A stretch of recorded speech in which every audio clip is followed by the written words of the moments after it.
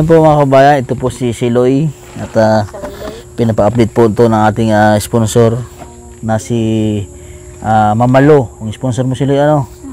So, kamusta naman ngayon Siloy? Okay lang po. Pumasok ka, hindi ka pumasok? Pumasok ka ngayon Siloy? Hindi po. Bakit hindi pumasok? Ha?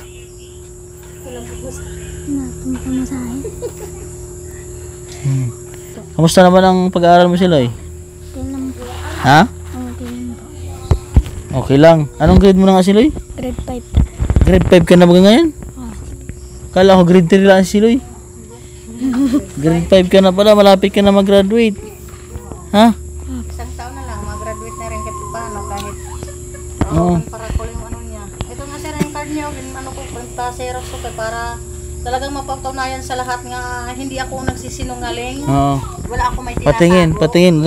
Ito po yung grades ni Siloy. Kung anong nakasulat sa papel yun sir, nandun ganun pa rin yun. Kasi wala akong dapat Oo, itatago. kasi Hindi ako dapat nagsisinungaling. Nandyan. Kasi meron nagtanong nga bakit daw sinulat ni Ate Bilin yung grades. Nagmamadali lang kasi ako yun sir. Yung mga viewers po natin na hindi na niniwala na baka daw gawaan lang ni Ate Bilin yung grades.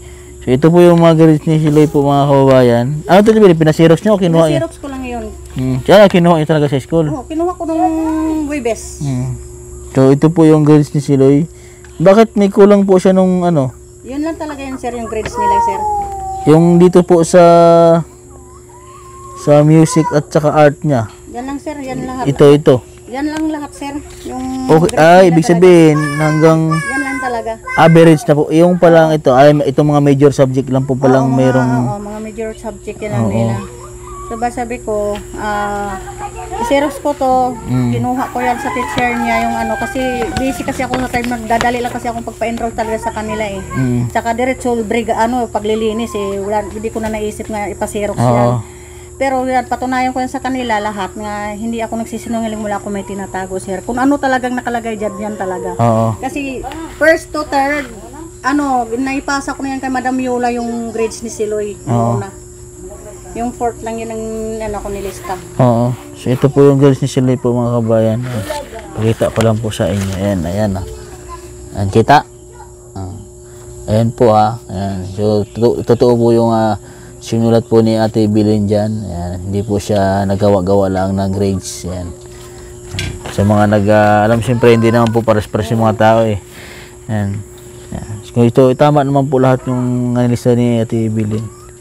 So ito po ay nung nakaraan taon 2022 at saka 2023. Ito nakaraang itong taon lang. Kasi sa 2023-2024 ngayong December pa naman eh. Tapos so mag-aaral ka mabuti Siloy ha. So merong kasi si Madam Yola Siloy ay hindi na makakapag-update sa iyo dito. Dahil si Madam Yola ay nasa Davao na. So kasama na siya ni Sir Paul doon na siya nagba-vlog. So ako yung pinakahabilin sa akin at na sponsor na ako yung maghawak sa iyo. Ako yung mag-aalalay sa iyo. Sa pag-aaral mo ako yung magtitingin. So ito yung natin ang ating gagawin. So yung pinasabi ng sponsor na mag-aaral ka mabuti. Dahil ang sponsor naman po natin ay mga nagtatrabaho lang din yan sa ibang bansa. So tumutulong lang din sila sa atin. Sana ay palitan din natin ng kasipagan sa pag-aaral. Yan ang sinasabi ko At saka sir. i-appreciate natin yung tulong. Kasi magkano ang binibigay sa kanya monthly? Basta 2 buwan, 5,000. 2 buwan. Laki-laki ng binibigay sa iyo, 5,000. So napakalaking tulong yun. So parang ang base nun, parang college ka na dun pagka ganun. Sipagan mo sa pag-aaral Siloy kasi ganito ang gagawin namin. Kapag halimbawa ay susunod na taon ay hindi ka pa rin o kaya kayo mag high school, ay ganun pa rin yung grades mo, baka mawala ka sa scholar ng Pugong Bihero Team. Kasi ang hinahanap din namin ay may magandang grades din. Hindi naman sa kasi ako ay nag-aral din naman. Talagang kung saan yung kakayahanin mo, mas gawin mo pa yung best mo para kung ano yung kaya mo. Kasi ang gusto rin din naman ng sponsor ay makakita din ng magandang grades. Ayun na nga, sabi Kasi yun yung kasayahan din nila. Kasi parang nanay mo na rin yung mga sponsor natin. Si Mama Lu, parang nanay mo na rin yun. Dahil pag natingin niya, wow, nakaka-proud naman, ang taas naman ng grades ng aking pinapaaral. Oh. Ganon, ha? Ano bang ginagawa mo sa school? Susulat po at nagbabasa. Sumusulat at nagbabasa. Hindi lang din sa school nagsusulat at nagbabasa. Dito rin sa bahay. Pag halimbawa may mga project, may mga gagawin na homework sa bahay, gawin agad. Baka inuuna mo pa ang laro o gala.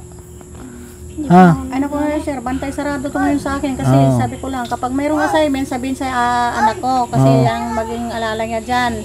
Kasi lalo pa kapag yung anak ko nga pupunta dito, sabi ko ipapatutor ko siya kapag may kapag nandito na yung dalaga ko. Kasi Nasaan po ba yung anak niya na isa Ate Billy na gusto nga dito sir pumunta, kaya lang masama pa panahon, wala pang pamasahe siya. Gusto ko nga niya dito mag-aral. malapit lang din naman yung school eh. Kasi sabi ko, Sana kasi pag dumating yung anak ni Ate Bilin, mapag tunan ka na ng pansin. Okay, kasi sayang yun. Pag ikay nawala ka sa eskwela ng Pugong Bihero team, sayang yun. Yung tulong din, malaking tulong yun sa'yo. Makapag-aral ka ng tapos doon. kasi sir, kinausap ko kasi yan sir yung teacher niya. Ano sabi po naman? Face to face kami nga nag-usap niya ng teacher. Talagang si Siloy, mahina talaga yung memorya niya. Mahina talaga siya sa klase. At saka kahit nilagay na siya ng teacher niya sa harapan, siyempre, may takulitan.